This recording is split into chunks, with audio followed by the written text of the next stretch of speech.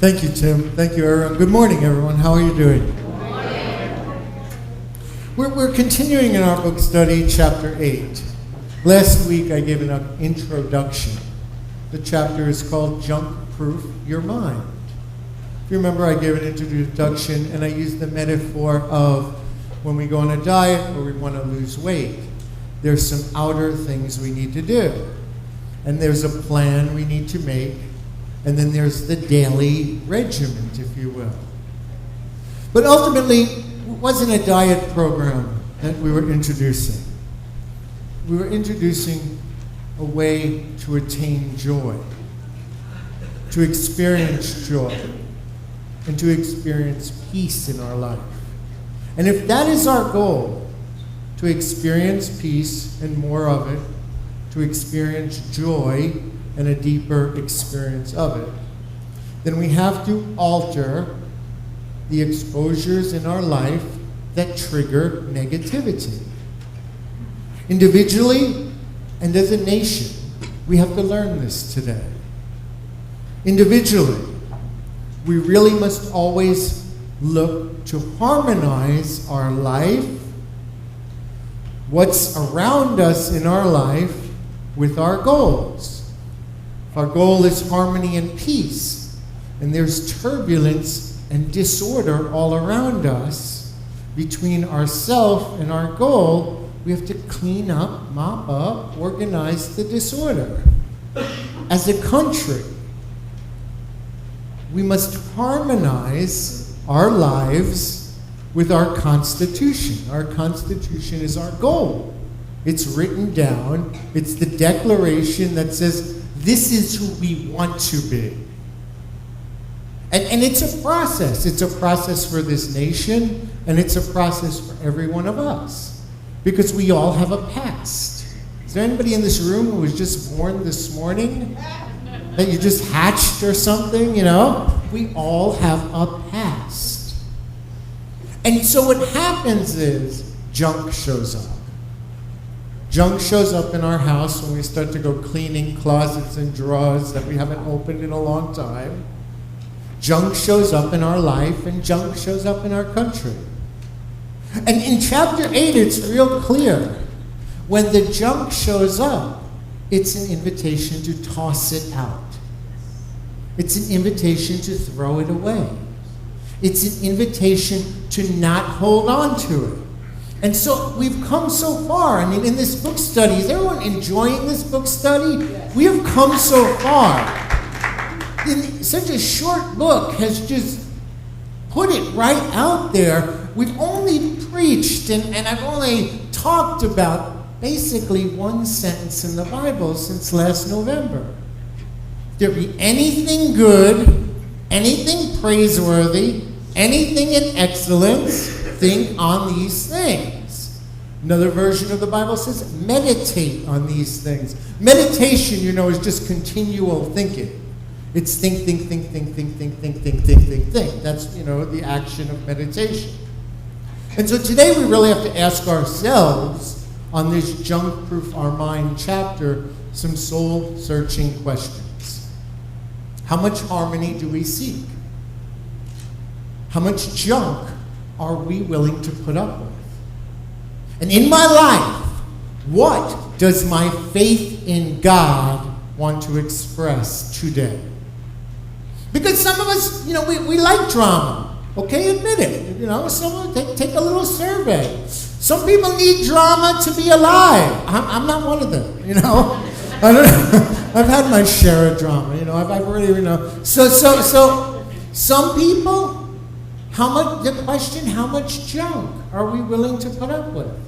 And the first strategy that Tommy Newberry talks about in junk-proofing our mind is focus on right relationships. Right relationships. Tommy Newberry says it's easier to gravitate toward people who accept us rather than those who will draw the best out of us. And so the question is always, from the Proverbs, am I being sharpened by the right people? Unity of Hollywood. I want you all to look around. Look around at the people. Look around. You see the people? Look around. Look at 2 or 3 people and give them a smile. Come on, if there's somebody that you think is attractive, now's your opportunity. Wink at them. They won't know. They'll think the minister, you got your opportunity. Give them that little look, lady. Flash your eyes, okay? And so, we are the right people. I believe we are the right people. I believe the individuals we associate with influence us more than anything in our life. The individuals that we associate with us influence more than the books we read, more than the classes we take, more than the prayers we speak. The individuals that we associate with in our inner sphere have an influential power over our life. And if you remember early on in the year, I gave some predictions.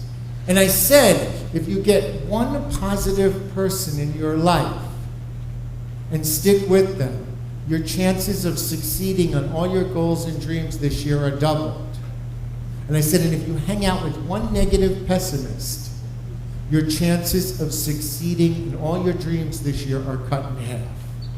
Just one person. It could just be one person that you spend a few minutes with a day on a phone call, texting. They could be on your Facebook page. But to have that one negative influence in our life, I believe, and give it credibility and authority of our mind, remember we're talking about our mind, cuts our chances in half. And so everybody in our life, everybody on our friends list, everybody in our phone, everybody we text, everybody we communicate with, they either sharpen us or they dull us. And that's really clear. I mean, this is really clear. And so the goal is to keep our goals away from the dream shrinkers. You know the head shrinkers, right? You remember that from, that movie, Beetlejuice? You remember? You had to see Beetlejuice to know what I'm talking about. But they take these big, beautiful dreams. And the dream is on a foundation. And the foundation is God's inspiration in your life, and your gifts, and your talents, and your passion, and what you love to do. And then they shrink the head and make it this tiny little head on this big body of a dream. And this is what Jesus said. Jesus clearly said it. He said, do not give to dogs what is sacred. Do not throw your pearls to pigs. If you do, they may trample them under their feet and turn and tear you to pieces. Matthew, 7th chapter and 6th verse. Now, obviously, he was not talking about jewelry. Because, one, very few of the people that Jesus preached to, they were the common folk, they didn't have pearls. He was using a metaphor, a parable, an allegory. He's saying, don't take these valuable gifts that you have, these gifts, these talents, these passions, these dreams. Don't take them and cast them to swine. Because what do we feed the swine but the husks of the corn back then? The garbage, basically. And so I believe that we are a church that demonstrates what it looks like to be the right people, to celebrate each other, to be a positive, understanding, and speaking ministry. That I believe when you come to this church, the person seated to the left or to the right of you looks at your Christ and sees the greatest in you. I believe that when we associate and we take prosperity classes and we do prayer circles in this church, miracles have and will continue to happen because we are able to embrace the Christ essence of every man and woman who participates in our ministry. Unity is a church, and we embrace diversity. We're proud of our inclusiveness. It's one of our core values. And I think if you go back to Jesus, he embraced diversity. I think he was proud of his inclusiveness Because back then, the Jewish people hated the Romans because they were an occupying force. But when a Roman soldier's daughter was dying, Jesus healed that little girl. When a woman was being prosecuted, for adultery, and they were about to stone her, which I believe is actually still the law in some places in the world, as sick as that may be, he stood in the way and said, whoa, hold up. Anybody here who hasn't sinned, you can cast the first stone. And so Jesus was a transformation that took us and them and made everybody a we. A Roman, a Jewish citizen, an Israelite, a Gentile, a woman. These were all outsiders, understand. Women were outsiders, there were all rules. And so the question is, we embrace this outside to pay attention to what we're embracing inside. As proud as we are about our ministry, as proud as we are to be open, the theme today is talking about what's going on inside. And we know, the 4-8 principle says we are going to choose to focus on increasing the quality of time we invest with positive, loving, accepting people. This is the chapter. That is the goal of today's talk, the theme of chapter 8. But of course, from time to time, we will encounter situations where we're right smack in the middle of negative people and we can't get out of it. There's stressful, turbulent situations that we all have to go through.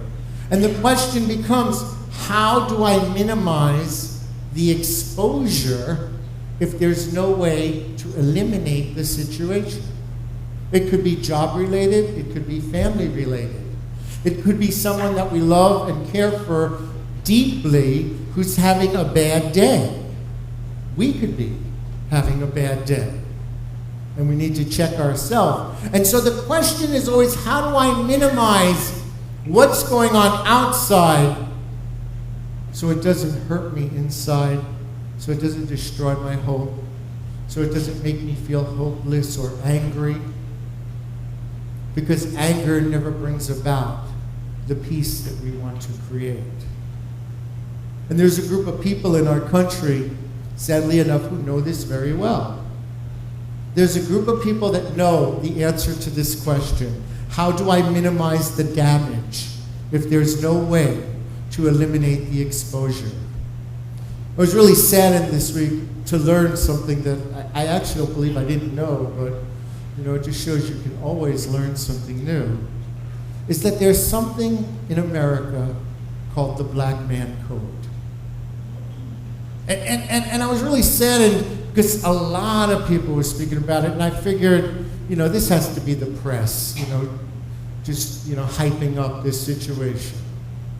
And I read, and one writer, Jesse Anderson, wrote about, I thought my son would be much older before I had to tell him about the Black Man Code.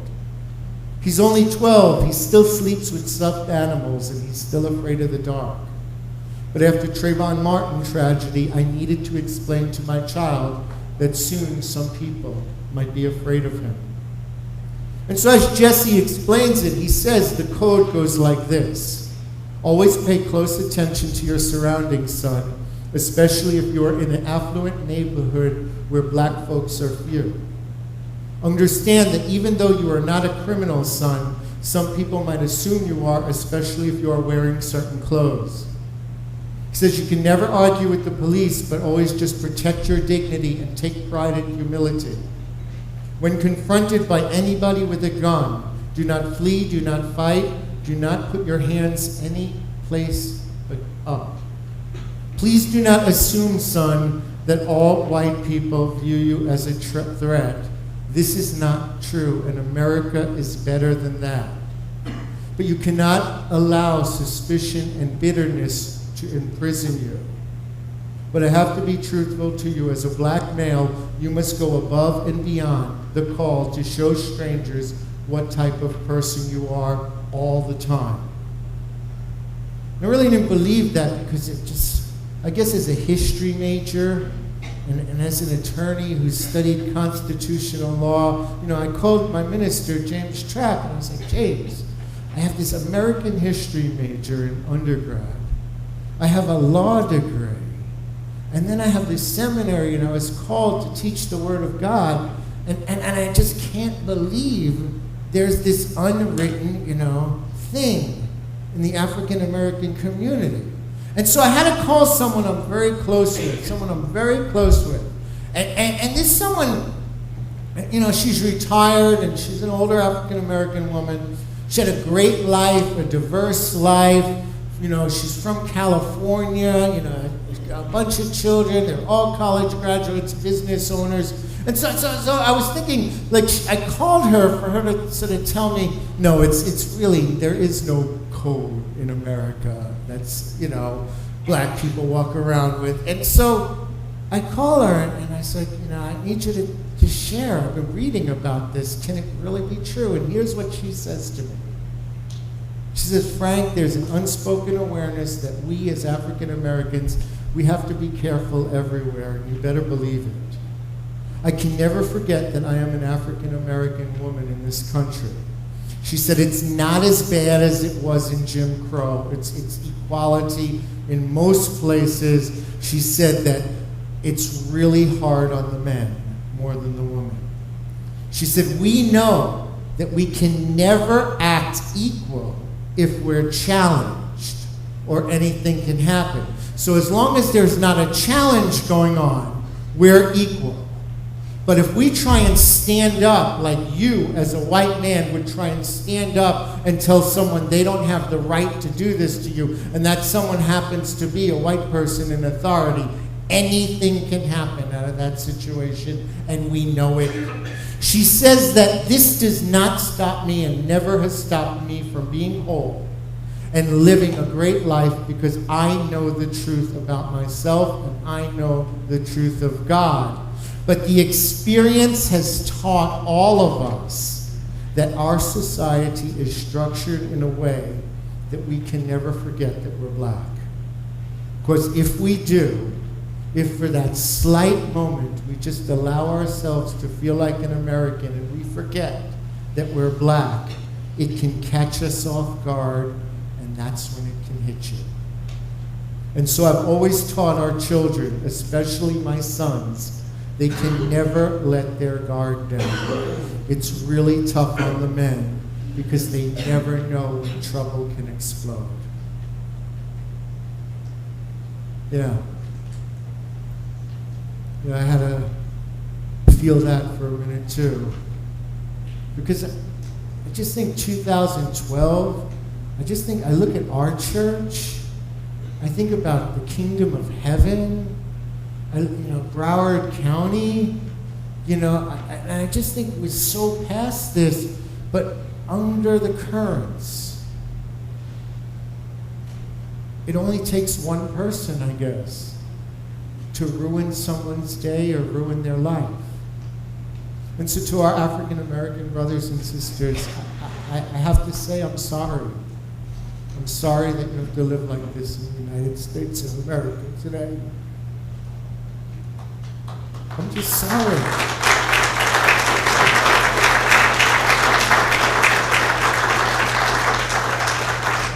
And I'm here to remind you that life is far too short to be held captive by negativity of others.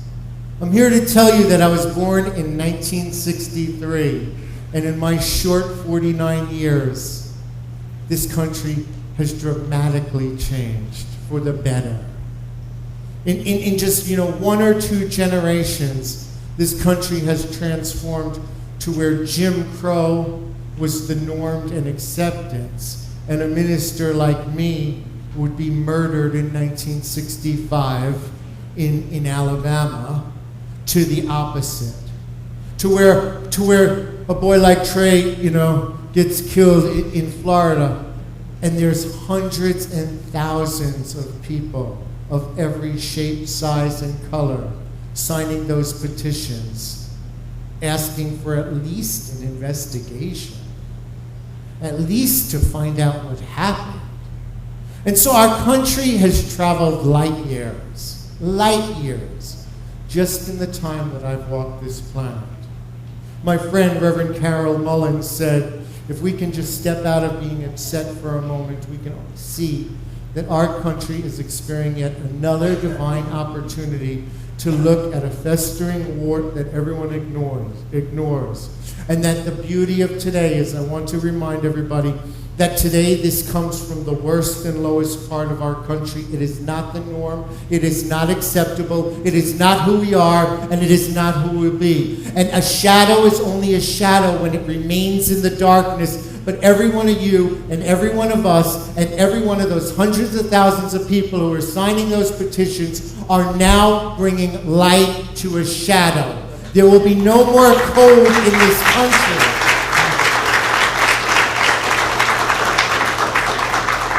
And the first rule has to be to look at myself. The first rule has to be to junk-proof my mind by doing the same thing. You know, it's interesting how the 4-8 principle says the same thing that my friend told me, how you have to be on guard. One writer said it's like you have to have a spidey sense everywhere you go. Like you just have to just be on the lookout for someone that's going to try and trip you up because of the color of your skin. And it's interesting how to junk-proof our mind, the first rule is to pay attention. Pay attention to what's going around. Pay attention to what you're letting into your mind. Pay attention to what's coming out, because Jesus said it does not defile a man that which goes into his mind. Now, it says what defiles us is that which comes out of our mouth from our heart. And so the work we have to do in this country today is no different than the work each of us has to do in our own consciousness. We have to pay attention to our mind. We have to throw out any racist thoughts that show up. Anytime you're in us and them, it's racism. Anytime you're in us and them, it's prejudice. There is no more us and them. There's 7 billion people living on this world, and we're literally like standing on top of each other at some point, and it's all us. You know, Dr. King says it's either nonviolence or non-existence at this point in the unfoldment of history. And so we can pay attention to our mind, proactively organize our life around positive, growth-oriented ideas. We can make sure that our consciousness does not contribute to negativity or racism, either verbally or silently. Beginning today, we can make sure that everyone around us in our existence, everybody who's our Facebook friend, everybody who's in our family, whether they like it or not, will remain clear that we will not tolerate prejudice and racism. There will be no code enforced in my life. Severely, this will influence such individuals. And it will influence that they will either leave us, and it may be unpleasant that we have to lose a few people in our life, but it's more important that we stop it today and not pass it on to the next generation. Racism is not in our DNA. It is learned and it is taught. No, it never happens in children. It only happens when they're old enough for their parents to stay away from that girl and stay away from that boy. Children are attracted to children, so however neglecting this truth, we need to throw out junk beliefs anytime they show up in our life.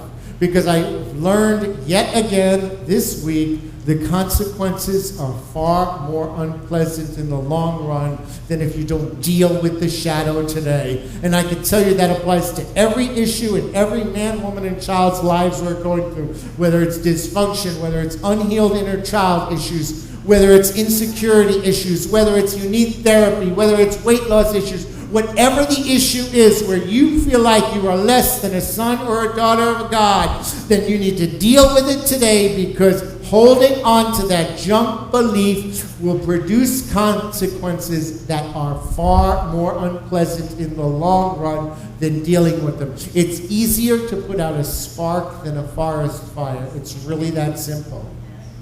And so we can counteract destructive exposures. How? Very simple, with an injection of God's love, with a moment of peace, with a moment, that joke was not funny, and I don't really think it's acceptable. It was not funny, whether it's a joke about women, whether it's a joke about this race or that group of people, whether it's a joke about Muslims or Christians or Jewish people, whatever the joke is, it's not funny anymore. It's not funny anymore because we are unity and we are the right people to show the world that negativity is no longer accepted. We are the right people right here, right now, today. We are the people that are not going to have any code in our life that says you are less than a child of God. We are the people that are going to stand up and say, no, that's unacceptable. We're the people that are going to pull out our phone and videotape a beating when we see it. We are the people that are going to speak up and say, no more, no more. And so it is, and it shall be. Thank you.